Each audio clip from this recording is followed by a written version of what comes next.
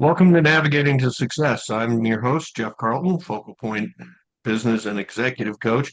And I'm extremely excited and pleased to have Rick Geloff. Did I pronounce that right, Rick? Geloff. Rick Geloff, who's the CFO and COO at Starion Bank in the greater Bismarck area. So welcome, Rick. Thank you. I appreciate it. Yeah, you Yeah. bet. So, looking at your background, you've been with Starion a while, and you got a couple other things going on. Um, tell us tell us what you do now, what your primary function is.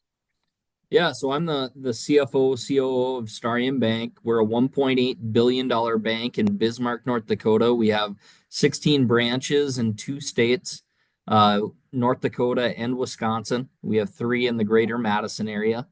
And then we're scattered throughout the Dakota, North Dakota area.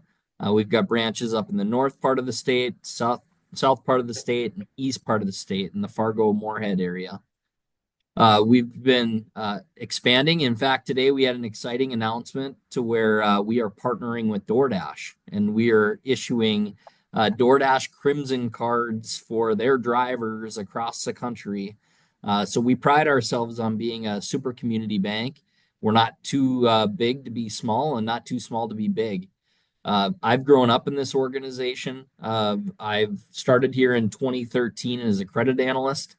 That was a long time before I got my CPA, and that I was able to grow up through the organization and eventually become the CFO, COO. That's that's a journey all in itself. Um, so you told us how big you are. How many roughly employees do you have for a $1.8 billion bank? About 250 employees, and we do have about 25 to 30% of our workforce is remote. We offer that ability to work from home, especially in the back office capabilities. So, um, two questions. How much remote work were you doing before 2020? We were doing a little bit. I would say we had 5 or 6 employees that were remote.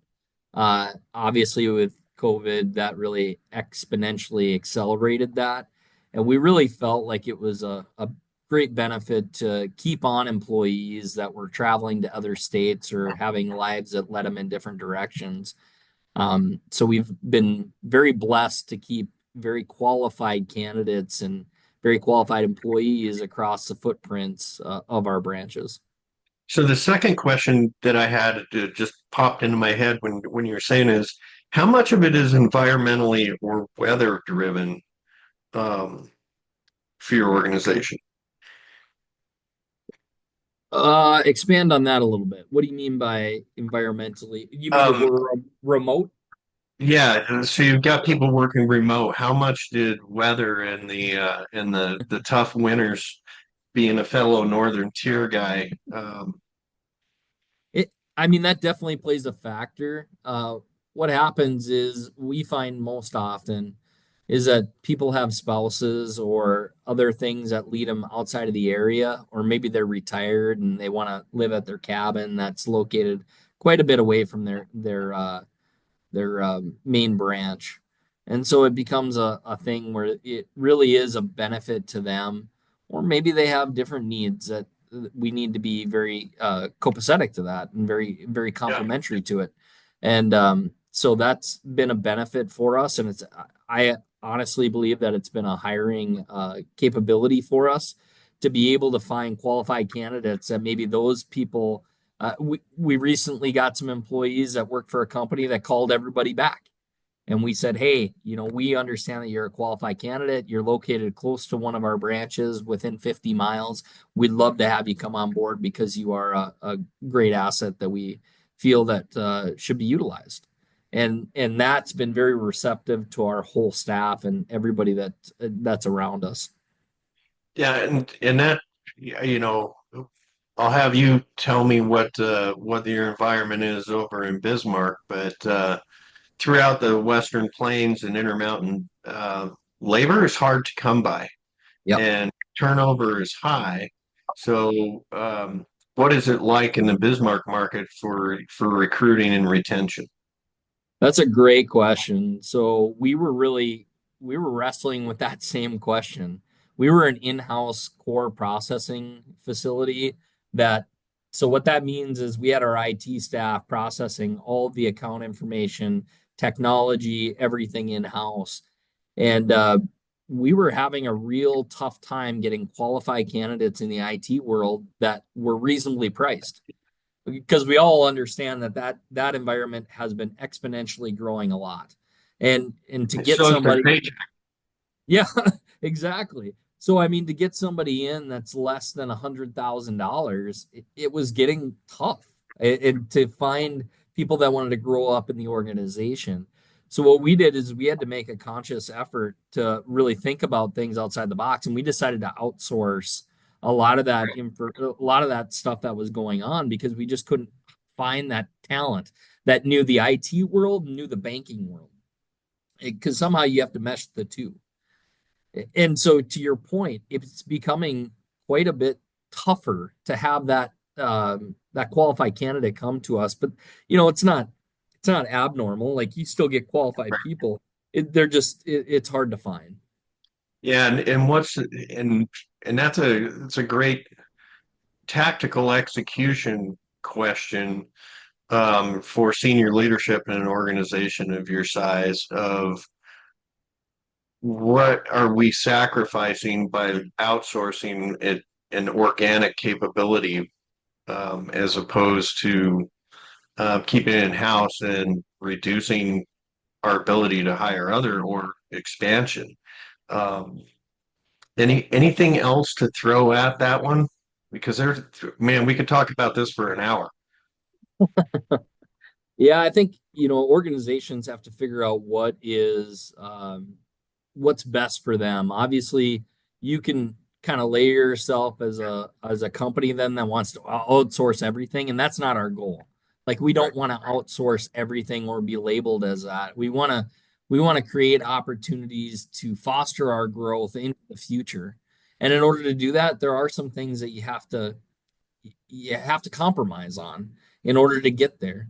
And that's not to say someday we won't have additional staff on in our IT department or doing something else or reattributing those assets somewhere else. I mean, it's all about finding that very good comfort zone for everybody that you can both grow and provide in the communities that you serve. Right. So I'm going to come back to growth here in a minute, but tell me about turnover. I'll tell you my impression after you answer, but what kind of employee turnover do you have, or do you tend to hire people and keep them?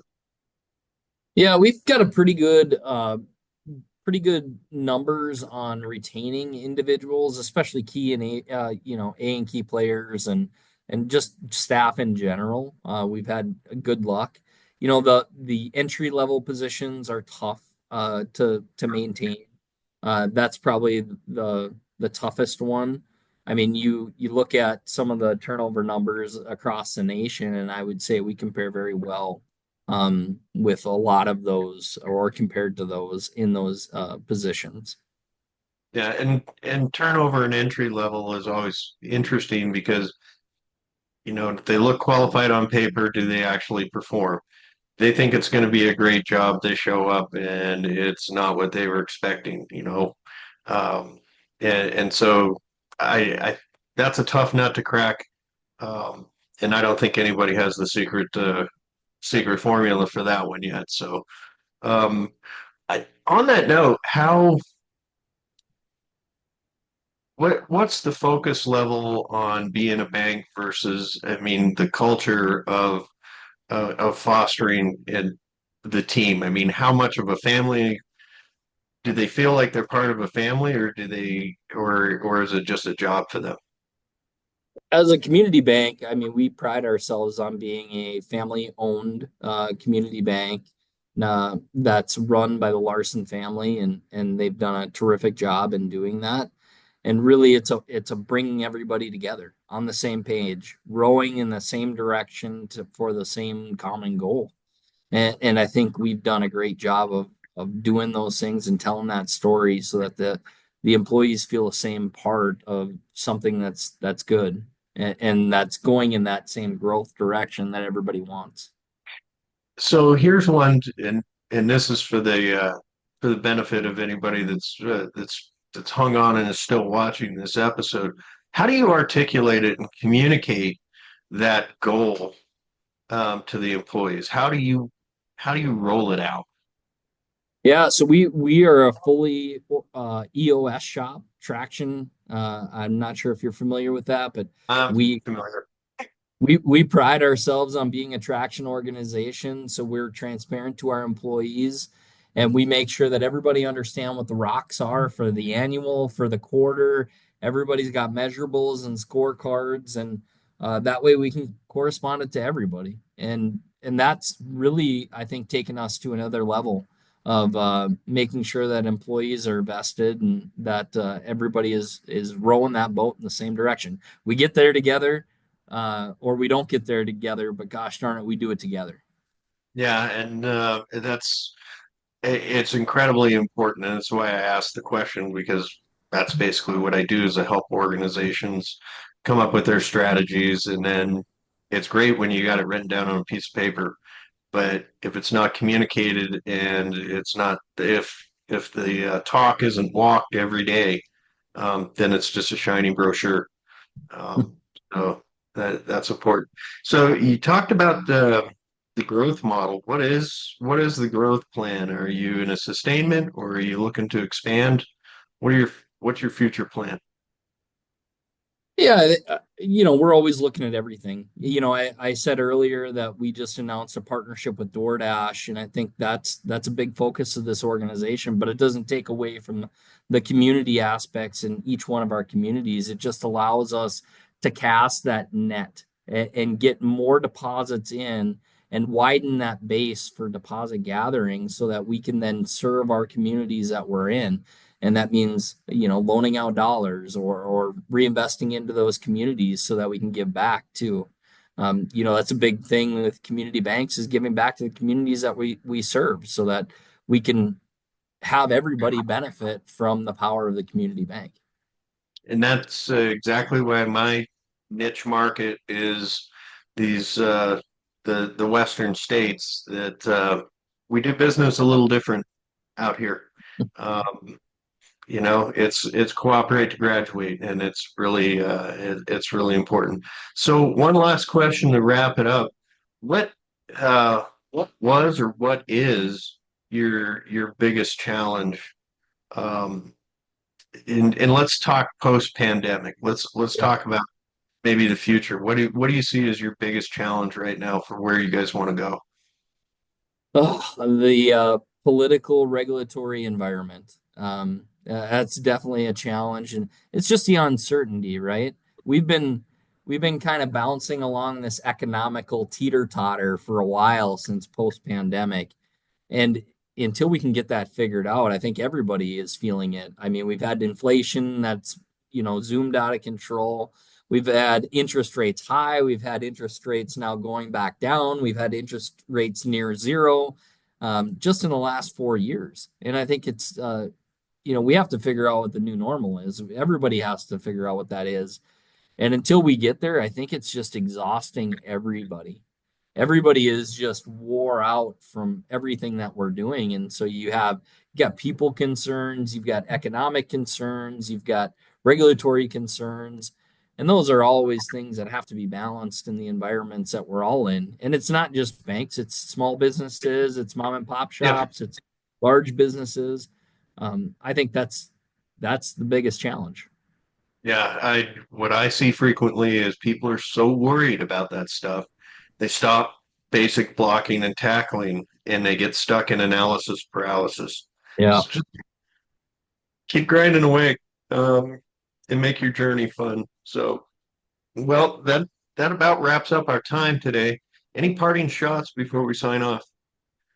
I just appreciate you, Jeff. Thanks for having me. Thanks for going through this with me. Always a pleasure, and hope somebody out there listening can find value in what we're talking about today. Yeah, as do I. And for everybody that did hang on, appreciate you watching this business journey explored. I'm Jeff Carlton, and I look forward to seeing you next time. Thanks, Rick. Thank you.